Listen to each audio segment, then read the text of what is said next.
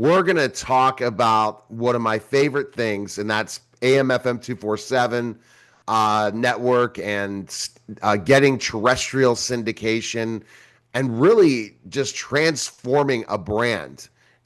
In these days of all these podcasts all over the place, tell people you have a radio show. It makes a difference. I don't care what anyone says. It does. And I mean, when I first started in this, in I think around 2006, the thing about it was is everybody wanted to have the podcast. That was the big thing because it was new. It was a way to have it on demand. And so originally that was the hardest thing to get. And then as it started to complement the radio show, um, it gave you another dynamic. But then eventually it seems to be where people are trying to like almost get out of radio altogether and just use podcasting. So back in the day, when you had the podcast, it was like one in, let's just say 100,000 podcasts. Now it's like one in like 20 million podcasts. So you've actually taken your show and yeah, you have content anytime you want. But at the same time, if people don't know that show exists, how are you gonna get the downloads? How are you gonna sit there and brand it so that way you can make money off of it? It's very hard. No, it's totally hard. But see, I think it's a brand changer. You go and send somebody a podcast, say how many downloads. You go with AMF of 247, you get to have the terrestrial audience, which increases your number, your audience that you reach on a regular basis. Explain that. So, like, for example, I just got approved for this AI convention, and it would not have been approved in San Francisco to cover it as mostly just mainstream media because of my reach, because of your stations and a few more stations. But your stations helped tremendously in getting me in places that not many people approve just a podcast only thing when you're looking to cover things and be media.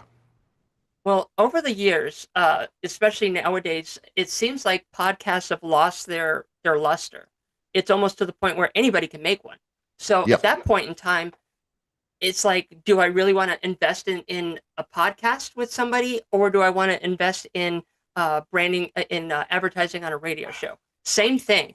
And so, radio, I see with the influx of everything else that we have, is gaining its notoriety back. And yeah, it may not only be your traditional radio, your FM stations, your AM stations, but it can also be online too, because online gives you a bigger dynamic. The FM stations and AM stations only give you a certain area, but the streaming and the internet gives you a whole variety across the world.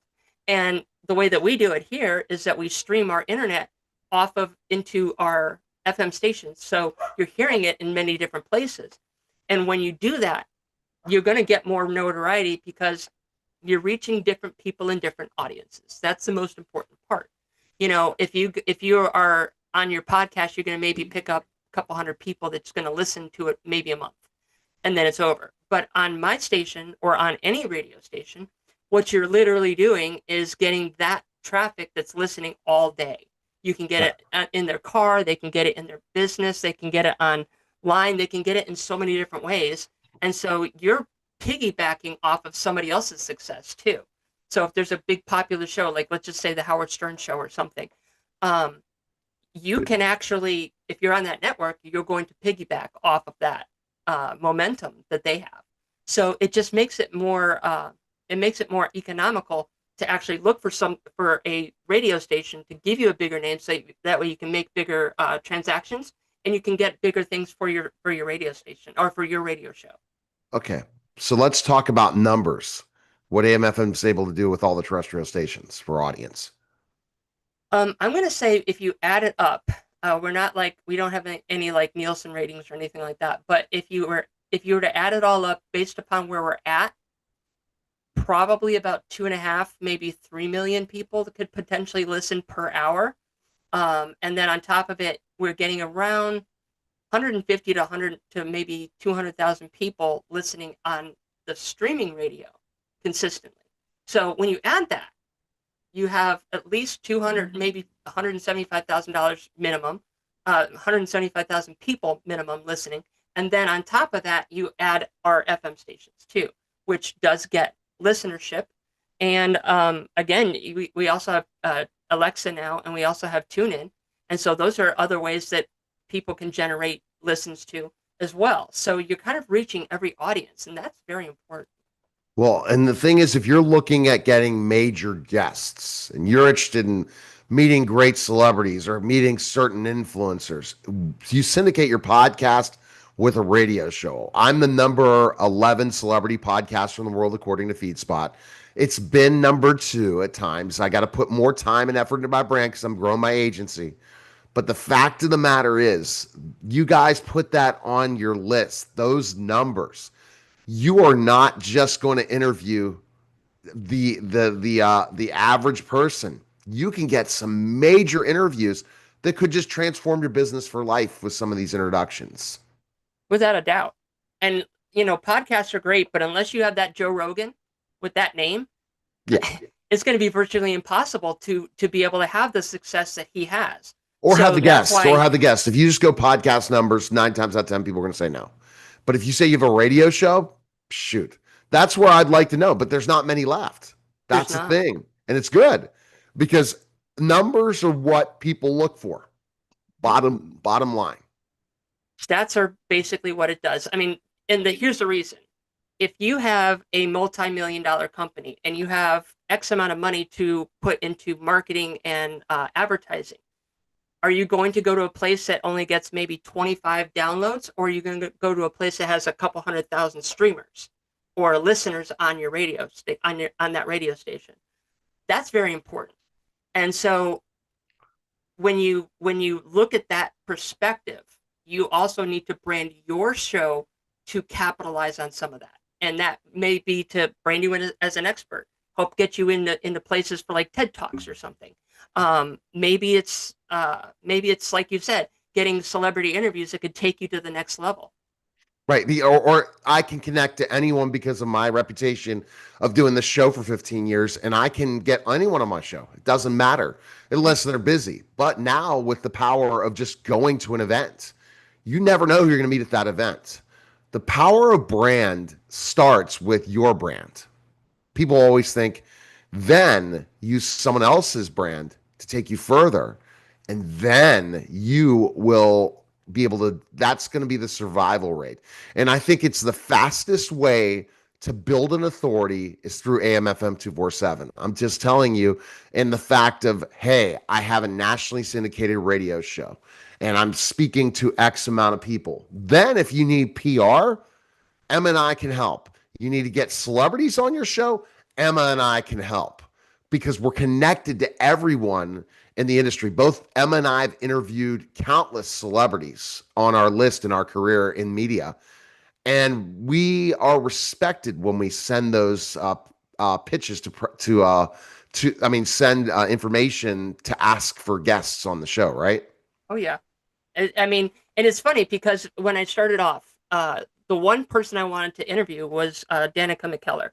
And the reason it wasn't even about her career. It was her books and her mathematical stuff. So I wrote to her one night at like midnight, right? And I told her about my network, and I told her that I would love to have her on here to talk about the option of learning math in a different perspective. I didn't hear anything, and I really didn't know what was going to be expected. But then Lifetime calls me up from their marketing department, and they said, "Hey, Danica brought this to our attention and slapped it down on my desk. She doesn't do that. So she definitely wants to talk to you, but we're going to try you on a couple of different things." And so she tried me with Mitchell Musso from Hannah Montana and Jewel. And if they gave a good review, then I would get Danica. And that's exactly what happened. And once I got Danica and I got Jewel and I got Mitchell Musso, it just blew up after that. And I had a ton of listens. It was very easy to get into like Discover Network or Lifetime or Hallmark or anything like that, and work with them and get their people on my show. And that helps me expand it because when they search those names, everybody knows those names. So we come up in the search engines, and therefore you get a good exposure. Well, another thing is when using your third-party networks like TuneIn and those other places, search engine everywhere. is what's happening. No longer do you get ranked on your website. You have to be on a third party or a high authority website if you're a small business or somebody else. And I've been having that conversation and said, you're selling blogging as SEO, you're totally lost it. The authority is being on those websites and seeing people, because the first thing people do is they ask ChatGPT, they ask Grok, they ask Claude. And where do they pull all that information? From the search everywhere. That means podcasts.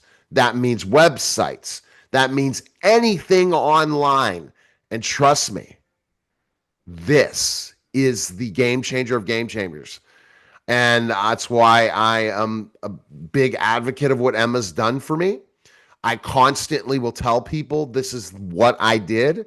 Now, and as I continue to get bigger known things, it's work. I've worked hard to interview all these people, but she gave me the platform to do it.